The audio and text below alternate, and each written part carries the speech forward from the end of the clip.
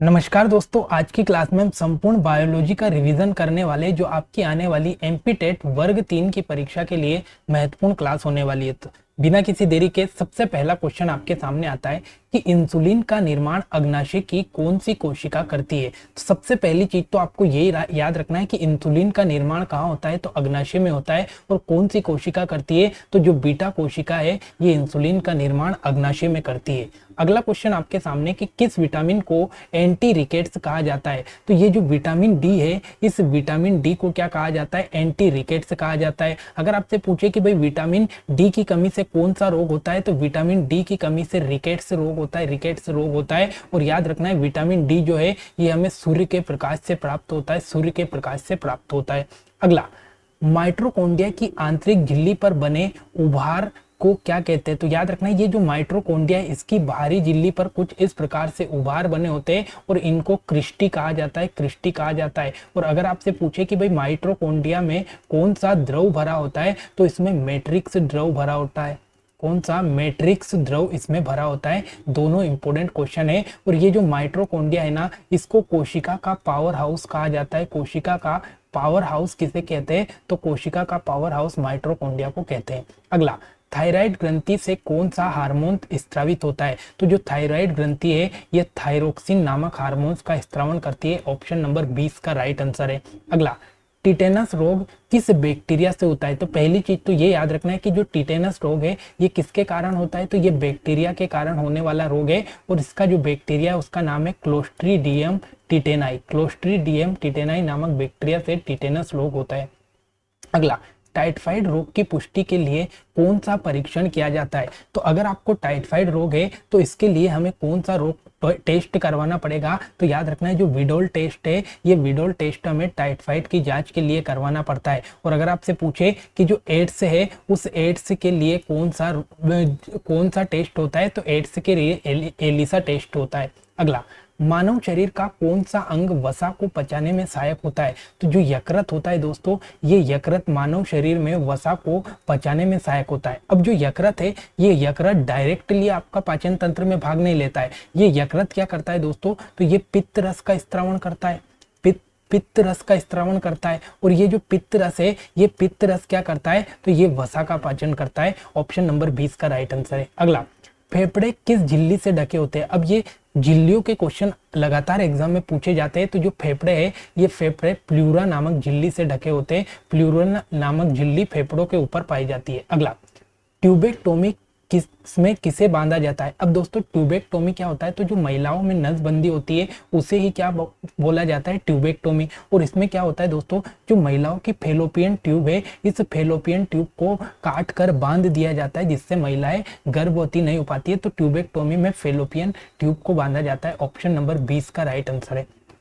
अगला, एड्स का कारण बनने वाला वायरस किस प्रकार का है। अब देखो अगर आपसे पूछे कि एड्स किस वायरस के कारण होता है, तो ये HIV नामक वायरस के कारण होता है। और ये किस प्रकार का वायरस है, तो ये आरएनए रेट्रो वायरस है। ऑप्शन नंबर 20 का राइट आंसर है, आरएनए रेट्रो वायरस। अगला, हृदयघात या हार्ट अटैक मुख्यतः किसके अवरोध के कारण होता है। तो दोस्तों अगर आपकी कोरोनरी धमनी में अवरोध उत्पन्न हो जाता है तो इससे आपको क्या हो सकता है, हृदयघात या हार्ट अटैक हो सकता है। अगला, थैलेसेमिया किस प्रकार की बीमारी है। तो ये इंपॉर्टेंट क्वेश्चन है क्योंकि बीमारियों से क्वेश्चन पूछे जाते हैं। तो जो थैलेसेमिया है ये रक्त जनित अनुवांशिक रोग है। कैसा रोग है, रक्त जनित अनुवांशिक रोग थैलेसेमिया है।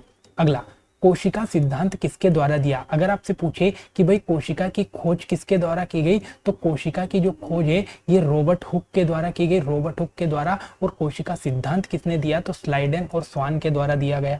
अगला, पेप्सिन एंजाइम किसका पाचन करता है। तो जो पेप्सिन नामक एंजाइम है ये प्रोटीन का पाचन करता है। ऑप्शन नंबर 20 का राइट आंसर है, प्रोटीन का पाचन पेप्सिन करता है।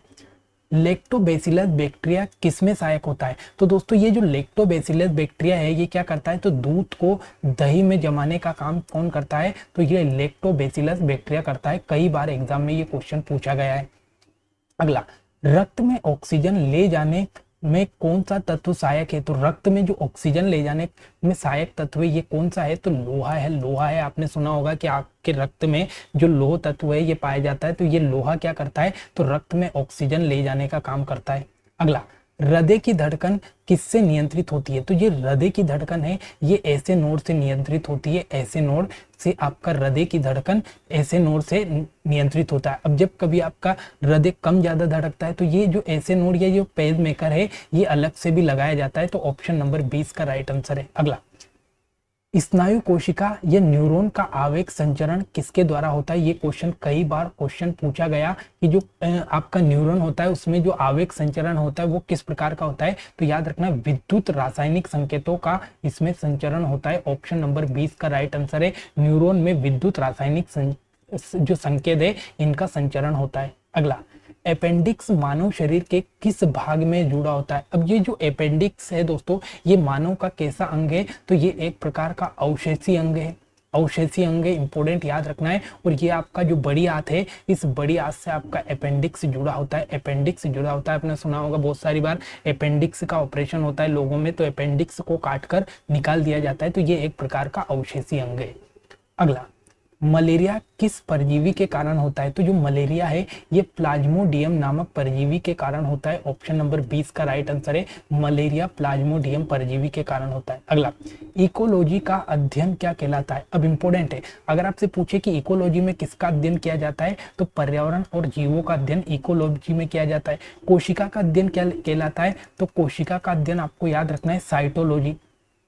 साइटोलॉजी कहलाता है आपका कोशिका का अध्ययन, ये आपको इंपोर्टेंट याद रखना है।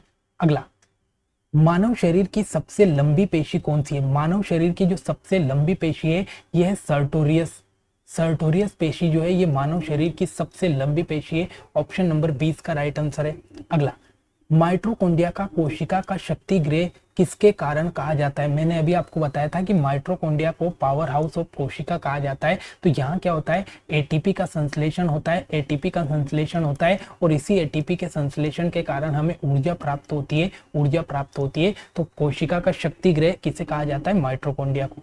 अगला, प्रोटीन का निर्माण किसके द्वारा होता है? तो प्रोटीन का निर्माण कौन करता है? राइबोसोम करते हैं। राइबोसोम करते हैं। ऑप्शन नंबर 20 का राइट आंसर है। प्रोटीन का निर्माण राइबोसोम के द्वारा होता है। अगला, रक्त का थक्का किसके कारण जमता है? तो रक्त का थक्का है जो है ये फाइब्रिन के कारण जमता है। लेकिन अगर आपसे पूछे कि रक्त का थक्का जमाने में कौन सा विटामिन सहायक है तो रक्त का थक्का जमाने में विटामिन के सहायक होता है। ये भी इंपॉर्टेंट क्वेश्चन है।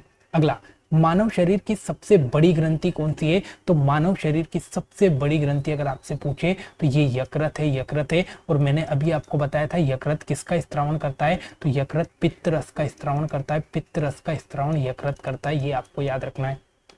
अगला, मानव शरीर में रक्त शर्करा का स्तर किस हार्मोन द्वारा नियंत्रण होता है? ये इंपॉर्टेंट क्वेश्चन है। मैंने अभी आपको बताया था कि जो इंसुलिन नामक हार्मोन से इसका स्त्रावण अग्नाशय से होता है, अग्नाशय से। और ये इंसुलिन क्या करता है दोस्तों? तो ये इंसुलिन मानव शरीर में जो शर्करा की मात्रा है इस शर्करा की मात्रा को नियंत्रण करता है। मान लो आपके शरीर में इंसुलिन की कमी हो गई, अगर आपके शरीर में इंसुलिन की कमी हो गई तो इससे आपको कौन सी बीमारी हो जाएगी? तो मधुमेह रोग हो जाता है। मधुमेह रोग हो जाता है। तो कई बार एग्जाम में क्वेश्चन पूछा गया है कि इंसुलिन की कमी से कौन सा रोग होता है? तो मधुमेह रोग या शुगर की बीमारी होती है। अगला, प्रकाश संश्लेषण में प्रकाशीय अभिक्रिया कहाँ होती है? मोस्ट इंपोर्टेंट क्वेश्चन है कि प्रकाश संश्लेषण की जो प्रकाशीय अभिक्रिया है ये कहाँ होती है? तो ये थाइलेकाइट की झिल्ली में होती है। थाइलेकाइट की झिल्ली में। या फिर ऑप्शन में आपको ये भी आ सकता है कि प्रकाश संश्लेषण की प्रकाशीय अभिक्रिया कहाँ होती है? तो ये ग्रेना में होती है। ग्रेना में। ये इंपोर्टेंट पॉइंट है। अगला, एटीपी का फुल फॉर्म कई बार एग्जाम में पूछा गया। तो एटीपी का फुल फॉर्म है adenosine triphosphate. Adenosine triphosphate ATP का फुल फॉर्म है। अगला, पिट्यूटरी ग्रंथि को मास्टर ग्रंथि क्यों कहा जाता है? अब दोस्तों ये जो पिट्यूटरी ग्रंथि है या इसे ही क्या कहा जाता है? फ्यूज ग्रंथि कहा जाता है। फ्यूज ग्रंथि कहा जाता है। और ये फ्यूज ग्रंथि क्या करती है? तो अन्य जितनी भी ग्रंथियां हैं इन ग्रंथियों पर नियंत्रण करती है और अन्य ग्रंथियों पर नियंत्रण करती है, इसलिए इसे मास्टर ग्रंथि कहा जाता है। अगला, लाल रक्त कोशिकाओं का जीवन काल कितना होता है? इंपोर्टेंट पॉइंट है आरबीसी। लाल रक्त कणिका आरबीसी का जीवन काल कितना होता है? तो 120 दिन इनका जीवन काल होता है। ऑप्शन नंबर 20 का राइट आंसर है। किस विटामिन की कमी से स्कर्वी रोग होता है? इंपोर्टेंट क्वेश्चन है। तो याद रखना है जो आपका विटामिन सी है इस विटामिन सी की कमी से आपको स्कर्वी रोग होता है। अगर आपसे पूछे कि विटामिन सी का रासायनिक नाम क्या है तो इसको एस्कॉर्बिक अम्ल बोला जाता है। एस्कार्बिक अम्ल इसको बोला जाता है, एस्कार्बिक अम्ल इसको बोला जाता है। और अगर आपसे पूछे कि विटामिन सी का सबसे अच्छा स्रोत कौन सा है, तो आंवला सबसे अच्छा स्रोत इसका माना जाता है। और विटामिन सी जो है ये खट्टे फलों में पाया जाता है, खट्टे फलों में पाया जाता है। अगला, मानव शरीर की सबसे छोटी हड्डी कौन सी है? अब अगर आपसे पूछे भाई कि मानव शरीर की सबसे छोटी हड्डी कौन सी है, तो मानव शरीर की सबसे छोटी हड्डी स्टेपीज है। और ये कहाँ पाई जाती है? तो ये कान में पाई जाती है, कान में पाई जाती है। और अगर आपसे पूछे दोस्तों कि जो दोनों कान है, इन दोनों कानों में टोटल कितनी हड्डियां पाई जाती है, तो 6 हड्डियां पाई जाती है। और अगर आपसे पूछे कि मानव शरीर की सबसे लंबी हड्डी कौन सी है, तो सबसे लंबी हड्डी आपका फीमर है, फीमर सबसे लंबी हड्डी है। ये आपको याद रखना है, जो कि आपकी जांग में पाई जाती है, जांग में पाई जाती है, ये आपको याद रखना है। अगला, मानव गुर्दे की क्रियात्मक इकाई कौन सी है? अब मानव गुर्दा या किडनी की जो क्रियात्मक इकाई है, ये नेफ्रॉन है। इंपोर्टेंट पॉइंट आपको याद रखना है, ऑप्शन नंबर 20 का राइट आंसर है।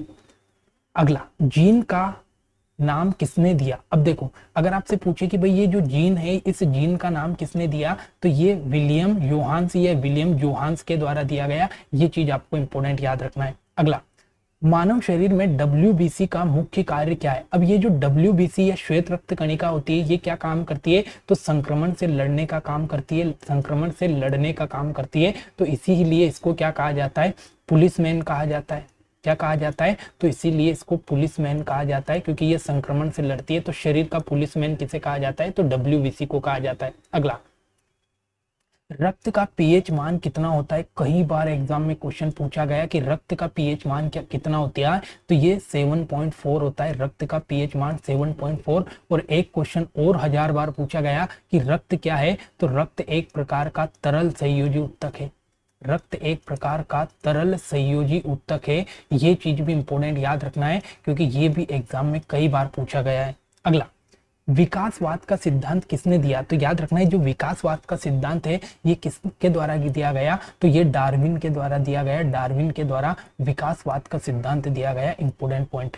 अगला, मानव शरीर में सबसे कठोर पदार्थ क्या होता है? तो मानव शरीर का सबसे कठोर पदार्थ क्या होता है दोस्तों? ये डेंटाइन होता है, डेंटाइन होता है। और ये आपका कहाँ पाया जाता है? तो ये दांत में पाया जाता है, दांत में। अगला, एटीपी का निर्माण मुख्यतः कहाँ होता है? तो एटीपी का निर्माण मैंने अभी आपको बताया था, माइटोकॉन्ड्रिया में एटीपी का निर्माण माइटोकॉन्ड्रिया में होता है। ऑप्शन नंबर 20 का राइट आंसर है। अगला, मानव शरीर में आरबीसी कहाँ बनते हैं? देखो, आरबीसी का कहाँ बनते हैं, तो याद रखना है, ये अस्थि मज्जा में इनका निर्माण होता है, बोन मेरो में आरबीसी का निर्माण होता है। लेकिन अगर आपसे पूछे कि भाई आरबीसी की मृत्यु कहाँ होती है, तो आरबीसी की मृत्यु अगर आपसे पूछे तो ये प्लीहा में होती है। कहाँ होती है? प्लीहा में आपका आरबीसी की मृत्यु होती है। और इनका निर्माण कहाँ होता है? अस्थि मज्जा में। और इनका जीवन काल कितना होता है? तो 120 दिन का होता है। अगला, ट्यूबरकुलोसिस रोग किस जीवाणु से होता है? तो जो ट्यूबरकुलोसिस रोग है, ये कौन से जीवाणु के कारण होता है? तो ये माइकोबैक्टीरियम जीवाणु के कारण होता है। अब देखो, ट्यूबरकुलोसिस क्या है? तो ट्यूबरकुलोसिस आपका टीबी की बीमारी है, टीबी की बीमारी है। और टीबी की बीमारी जीवाणु के कारण होती है। और कौन सा जीवाणु के कारण होती है? तो माइकोबैक्टीरियम जीवाणु के कारण होती है। सारे के सारे इंपोर्टेंट क्वेश्चन है। अगला, मलेरिया का कारण कौन सा परजीवी है? अब मलेरिया जो है ये कौन से परजीवी के कारण होता है? तो मैंने अभी आपको बताया, प्लाज्मोडियम परजीवी के कारण होता है। किस विटामिन को सनशाइन विटामिन भी कहते हैं? तो अभी क्वेश्चन अपन ने पढ़ा था, विटामिन जो डी है दोस्तों, ये विटामिन डी को सनशाइन विटामिन कहा जाता है। और इसकी कमी से कौन सा रोग होता है? तो रिकेट्स रोग होता है, रिकेट्स रोग होता है। अगला, इंसुलिन हार्मोन्स का मुख्य कारण क्या है? मैंने अभी आपको बताया था कि जो रक्त में शर्करा की मात्रा है, ये रक्त में शर्करा की मात्रा को नियंत्रण करता है, इंसुलिन करता है। ऑप्शन नंबर 20 का राइट आंसर है। गोइटर रोग किसकी कमी से होता है? अब दोस्तों, ये जो गोइटर है, इसी को घेंगा रोग भी कहा जाता है। घेंगा रोग जो है, ये आयोडीन की कमी से होता है, आयोडीन की कमी से। और कौन सी ग्रंथि को प्रभावित करता है? तो थायराइड ग्रंथि को, थायराइड ग्रंथि को ये प्रभावित करता है। ये चीज आपको इंपॉर्टेंट याद रखना है। देखो, मैंने कुछ इंग्लिश के वर्ड यहाँ पर लिखे ताकि आपका इंग्लिश के वर्ड आप पहचानोगे, क्योंकि एग्जाम में इंग्लिश के वर्ड आजकल ज्यादा आते हैं, तो इसलिए मैंने अधिकतर क्वेश्चन में इंग्लिश वर्ड लिए। अगला, प्रकाश संश्लेषण का डाई रिएक्शन किस स्थान पर होता है? देखो, प्रकाश संश्लेषण का जो डार्क रिएक्शन है, ये डार्क रिएक्शन कहाँ होता है? तो ये थाइलेकाइड में होता है, सॉरी स्ट्रोमा में होता है। कहाँ होता है? स्ट्रोमा में होता है। देखो, प्रकाश संश्लेषण के दो दो क्वेश्चन पूछे जाते हैं। अगर आपसे पूछे कि प्रकाश संश्लेषण की प्रकाशीय अभिक्रिया कहाँ होती है, तो प्रकाशीय अभिक्रिया तो आपकी कहाँ होती है, ग्रेना में होती है, ग्रेना में होती है, ग्रेना में। और अगर आपसे पूछे कि अप्रकाशीय अभिक्रिया कहाँ होती है, तो प्रकाश संश्लेषण की जो अप्रकाशीय अभिक्रिया है ये कहाँ होती है, तो ये स्ट्रोमा में होती है, स्ट्रोमा में होती है। और अप्रकाशीय अभिक्रिया को ही डार्क रिएक्शन कहा जाता है, जो कि आपका कहाँ हो रही है, स्ट्रोमा में हो रही है। अगला, मानव हृदय में साइनोएंट्रियल नोड कहाँ स्थित होता है, तो ये कहाँ होता है, तो ये दाएं आलिंद में स्थित होता है, दाएं आलिंद में आपका ऐसे नोड, ऐसे नोड, इसी को क्या कहा जाता है, ऐसे नोड कहा जाता है, ऐसे नोड कहा जाता है। और ये कहाँ होता है, आपका दाएं आलिंद में होता है। क्रेब्स चक्र कहाँ होता है, अब ये जो क्रेब्स चक्र की प्रक्रिया है ना दोस्तों, ये कहाँ होती है, तो माइटोकॉन्ड्रिया का जो मैट्रिक्स द्रव है, ये माइटोकॉन्ड्रिया के मैट्रिक्स द्रव में क्रेब्स चक्र की प्रक्रिया होती है। ये इंपोर्टेंट आपको याद रखना है। अगला, आरएनए वायरस द्वारा डीएनए संश्लेषण के लिए कौन सा एंजाइम कार्य करता है। देखो, अगर आरएनए से डीएनए में जाना है दोस्तों, तो ये आपका रिवर्स ट्रांसक्रिप्शन इसमें काम करता है, ठीक है, रिवर्स ट्रांसक्रिप्शन इसमें काम करता है। लेकिन अगर आपसे पूछे कि भाई डीएनए से आपको आरएनए में जाना है, डीएनए से आरएनए में जाना है, तो इसके लिए आपका कौन सा काम करेगा, तो इसके लिए ट्रांसक्रिप्शन काम करेगा, ट्रांसक्रिप्शन काम करेगा, ठीक है। दोनों इंपॉर्टेंट क्वेश्चन है, आरएनए से डीएनए में रिवर्स ट्रांसक्रिप्शन, और अगर आपसे पूछे कि डीएनए से आरएनए में, तो इसके लिए ट्रांसक्रिप्शन।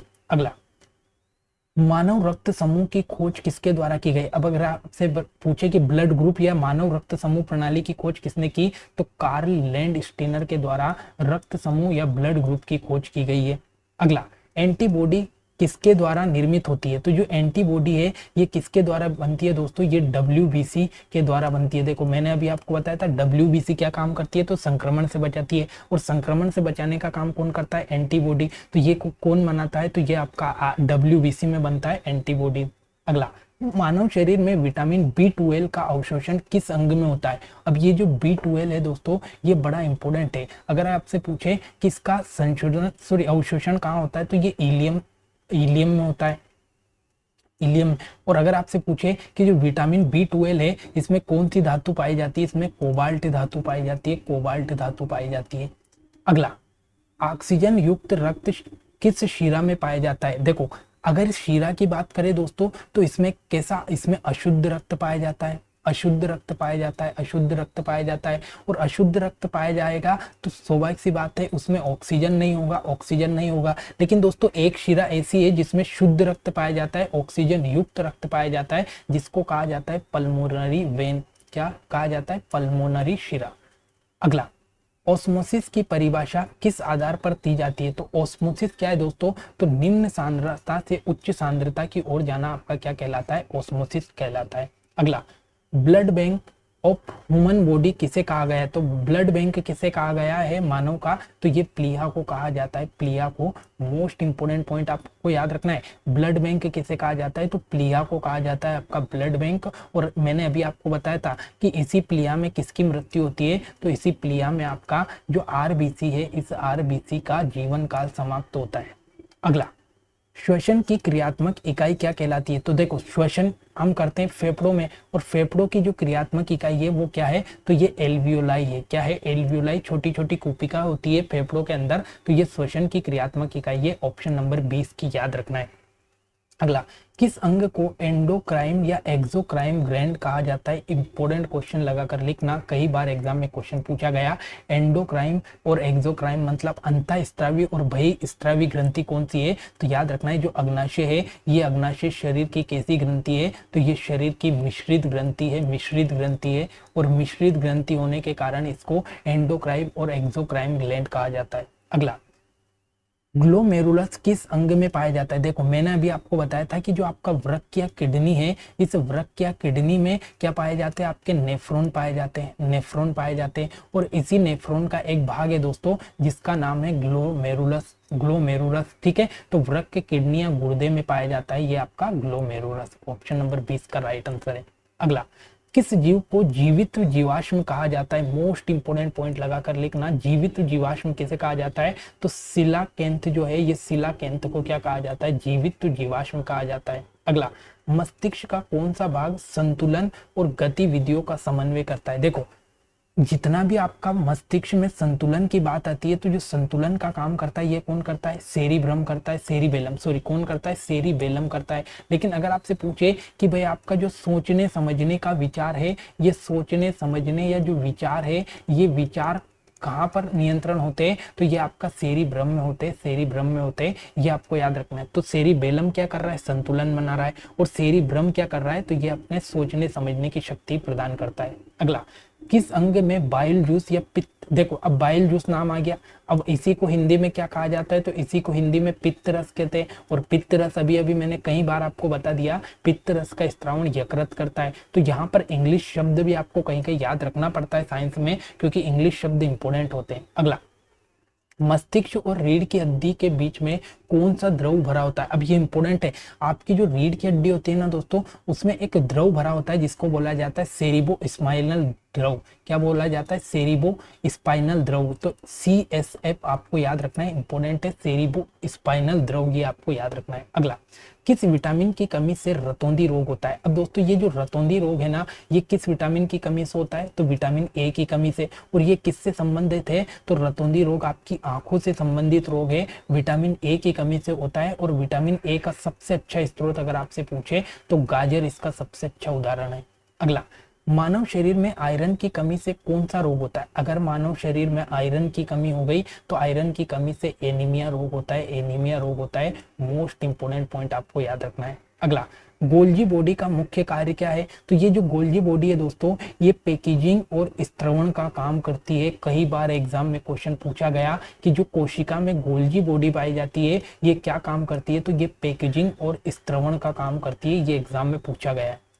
किस पादप हार्मोन्स को स्ट्रेस हार्मोन्स कहते हैं? कौन सा हार्मोन्स है जिसे हम स्ट्रेस हार्मोन्स कहा जाता है? तो जो एब्सिसिक एसिड है, ये इंपॉर्टेंट पॉइंट है। एब्सिसिक एसिड जो है, इस एब्सिसिक एसिड को क्या कहा जाता है? तो स्ट्रेस हार्मोन्स कहा जाता है।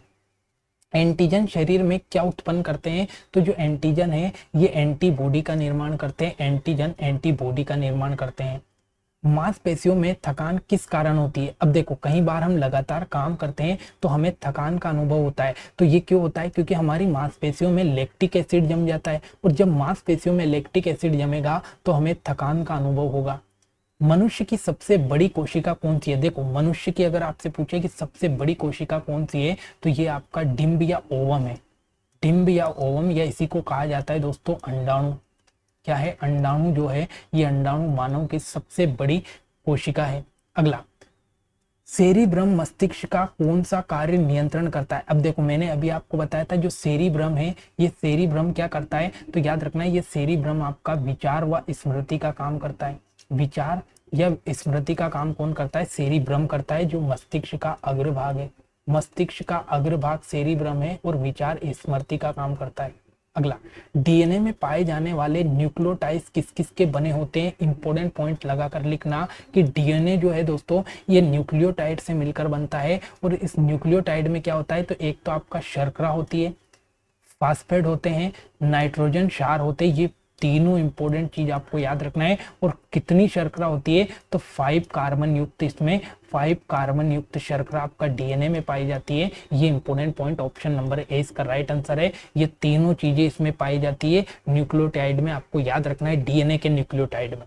अगला, कौन सा रक्त समूह यूनिवर्सल डोनर कहलाता है? अब यूनिवर्सल डोनर किसे कहा जाता है? जो सर्वदाता होता है। सर्वदाता होता है, सर्वदाता। और सर्वदाता कौन है दोस्तों? ये सर्वदाता ओ नेगेटिव है। ये चीज आपको याद रखना है। अब एग्जाम में ऐसे पूछेगा ओ नेगेटिव, तो सबको ब्लड कौन दे सकता है? तो जिसका ओ नेगेटिव ब्लड होता है वो सभी को ब्लड दे सकता है। और जिसका ए बी पॉजिटिव है वो सबसे ग्रहण कर सकता है, सबसे ग्रहण कर सकता है। ये चीज आपको याद रखनी है। अगला, डीएनए फिंगरप्रिंटिंग तकनीकी का विकास किसके द्वारा किया गया? तो डीएनए फिंगरप्रिंट तकनीकी जो है, ये जेफरी के द्वारा की गई। ऑप्शन नंबर ए इसका राइट आंसर है। बोटुलिज्म रोग किसके कारण होता है? तो ये जो बोटुलिज्म रोग है ना दोस्तों, ये बोटुलिज्म रोग आपका जीवाणु के कारण होता है। जीवाणु के कारण होने वाला रोग है आपका बोटुलिज्म, ठीक है। और ये क्यों होता है? जब हम एक्सपायर चीजें खा लेते हैं तो हमें बोटुलिज्म रोग होता है। और ये एक प्रकार का बैक्टीरिया है, जीवाणु से होने वाला रोग है। किस हार्मोन को फ्लाइट ऑफ हार्मोन्स कहा जाता है? फ्लाइट ऑफ हार्मोन्स या फाइट ऑफ फाइट हार्मोन्स, या इसी को कहा जाता है लड़ो या ऊडो हार्मोन्स, लड़ो या ऊडो हार्मोन्स किसे कहा जाता है, तो ये एड्रीनेलिन हार्मोन्स को कहा जाता है, एड्रीनेलिन हार्मोन्स। और ये इसका स्त्रावण कौन करता है, तो एड्रिनल ग्रंथि इसका स्त्रावण करती है। अगला, आरएच फैक्टर किससे संबंधित है, तो जो आरएच फैक्टर है ये आरबीसी या लाल रक्त कणिका से संबंधित है आरएच फैक्टर। अगला, ऑक्सीजन रक्त में किससे मिलकर परिवहन करती है। अब देखो याद रखना है, जो ऑक्सीजन है ये रक्त में किससे मिलेगी, हीमोग्लोबिन से मिलेगी, हीमोग्लोबिन से मिलेगी और फिर उसके बाद में ये ऑक्सीजन रक्त में परिवहन करेगी।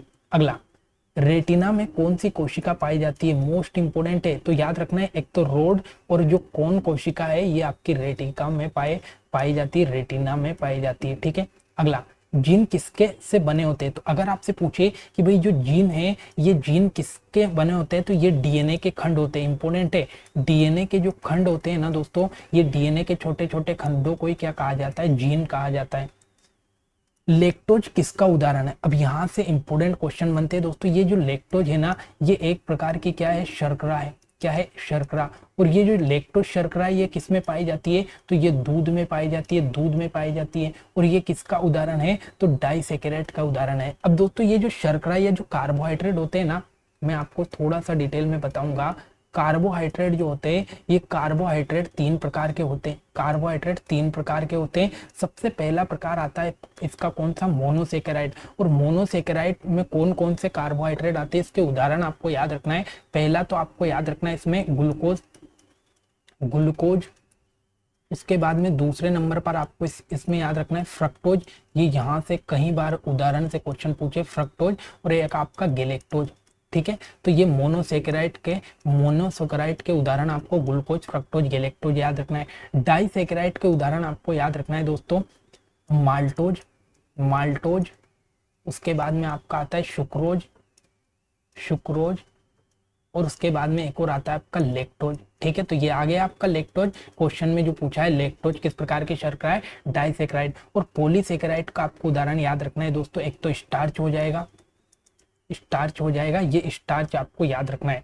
और एक आपका काइटिन आपको याद रखना है, स्टार्च, काइटिन। और एक आपका सेल्यूलोज। ये तीन उदाहरण तीनों के आपको याद रखना है। आपके यहाँ से कार्बोहाइड्रेट से क्वेश्चन आपका बाहर नहीं जाएगा। अगला, फ्लूइड मोज़ेक मॉडल किससे संबंधित है, तो याद रखना है दोस्तों, आपकी जो कोशिका झिल्ली है ना, ये कोशिका झिल्ली प्रोटीन की बनी होती है। और प्रोटीन की जो कोशिका झिल्ली बनी होती है ना, इसी में आपका एक मॉडल दिया है जिसको बोला जाता है फ्लूइड मोज़ेक मॉडल। ये इंपोर्टेंट मॉडल है, एग्जाम में पूछा गया है, याद रखना है, कोशिका झिल्ली से संबंधित है। अगला, क्रोमोसोम में डीएनए किससे लिपटा होता है। अब दोस्तों जो आपका क्रोमोसोम है ना, इस क्रोमोसोम में जो डीएनए है ये आपका जो हिस्टोन प्रोटीन होता है, इस हिस्टोन प्रोटीन से आपका डीएनए लिपटा होता है।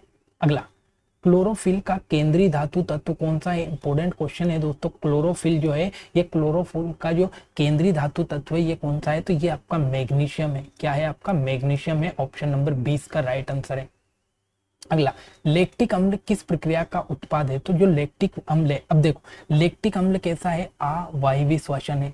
अवायवीय श्वसन अगर आप करोगे तो अवायवीय श्वसन के कारण आपका लैक्टिक अम्ल बनता है। ठीक।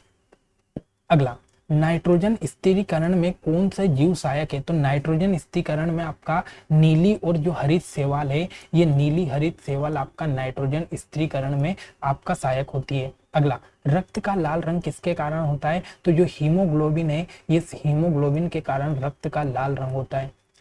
मच्छर के काटने पर खुजली किसके कारण होती है, अब मच्छर अगर आपको काटेगा तो जो हिस्टामिन है, ये हिस्टामिन के कारण आपको खुजली होती है। ऑप्शन नंबर ए इसका राइट आंसर है, हिस्टामिन के कारण।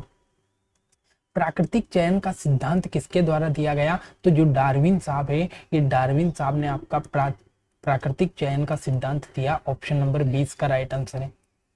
जड़ों में जल का ऊपर की ओर उठना किस बल से संभव है। अब देखो जड़ों में जो जल है ये ऊपर की ओर आता है, तो ये आपका वाष्पोत्सर्जन खिंचाव होता है। पत्तियां क्या करती है, तो वाष्पोत्सर्जन खिंचाव करती है, और वाष्पोत्सर्जन खिंचाव के कारण जो जल है ये ऊपर की ओर आता है। पौधों का जीवित यांत्रिक ऊतक क्या कहलाता है, अब देखो पौधों में जो जीवित यांत्रिक ऊतक है उसे क्या कहा जाता है, तो वो आपका कोलेन काइमा है। इंपोर्टेंट पॉइंट है, ऊतक से क्वेश्चन पूछा जाता है तो कोलेन काइमा पौधों का जीवित यांत्रिक ऊतक कहलाता है। अगला, पौधों में जल और खनिज लवण किस ऊतक द्वारा ऊपर ले जाए जाते हैं? इंपॉर्टेंट पॉइंट है। अगर आपसे पूछे कि पौधों में जल या खनिज लवण जो है ये पूरे पौधे में कौन पहुंचाता है, तो ये जाइलम नामक एंजाइम पहुंचाता है जल और खनिज लवण। लेकिन अगर आपसे पूछे कि पौधों में जो खाद्य पदार्थ है ये खाद्य पदार्थ का परिवहन कौन करता है, तो ये फ्लोएम के द्वारा किया जाता है और जाइलम जल और खनिज लवण का परिवहन करता है। अगला, पादप ऊतक या कोर्क किस प्रकार का ऊतक है? देखो, कोर्क का मतलब क्या होता है, तो जो पौधा होता है ना, उस पौधे की बाहरी जो छाल होती है, बाहरी जो छाल होती है उसे कोर्क कहा जाता है। और जो कोर्क है इसमें कैसा ऊतक पाया जाता है, तो इसमें स्थायी ऊतक पाया जाता है। स्थायी ऊतक ऑप्शन नंबर ए इसका राइट आंसर है। अगला, हड्डी किस प्रकार का ऊतक है? तो याद रखना, हड्डी एक प्रकार का संयोजी ऊतक है। अब मैंने एक और संयोजी ऊतक का आपको उदाहरण बताया था, एक और संयोजी ऊतक का मैंने आपको उदाहरण बताया था, वो कौन सा है, तो जो रक्त है दोस्तों, रक्त और हड्डी दोनों एक प्रकार के संयोजी ऊतक है, ठीक है। लेकिन हड्डी क्या है, कठोर है, और रक्त क्या है, तो तरल है। ये चीज आपको याद रखना है, लेकिन दोनों ही संयोजी ऊतक के अंतर्गत आते हैं। अगला, किस ऊतक को पौधों का सामान्य भंडारण ऊतक कहा जाता है? अब पौधों का सामान्य भंडारण ऊतक कौन सा है, तो पेरेन्काइमा। इंपोर्टेंट पॉइंट लगा कर लिख लेना, कई बार क्वेश्चन पूछा गया कि कौन सा ऊतक पौधों में भंडारण का काम करता है, तो ये पेरेन्काइमा ऑप्शन नंबर सी इसका राइट आंसर है। तो दोस्तों, ये आज के बायोलॉजी के इंपॉर्टेंट क्वेश्चन है। आशा करता हूँ आज की क्लास आपको अच्छी लगी होगी। अगर क्लास अच्छी लगेगी तो हम इसी प्रकार से डेली नए नए क्वेश्चन आपके लिए लाते रहेंगे, ताकि आपकी आने वाली एमपी टेट की एग्जाम की तैयारी बेहतरीन हो जाए। तो अगर क्लास अच्छी लगे तो लाइक, कमेंट, शेयर करना ना भूले। मिलते हैं अगली क्लास में नए क्वेश्चन के साथ, तब तक के लिए जय हिंद, जय भारत।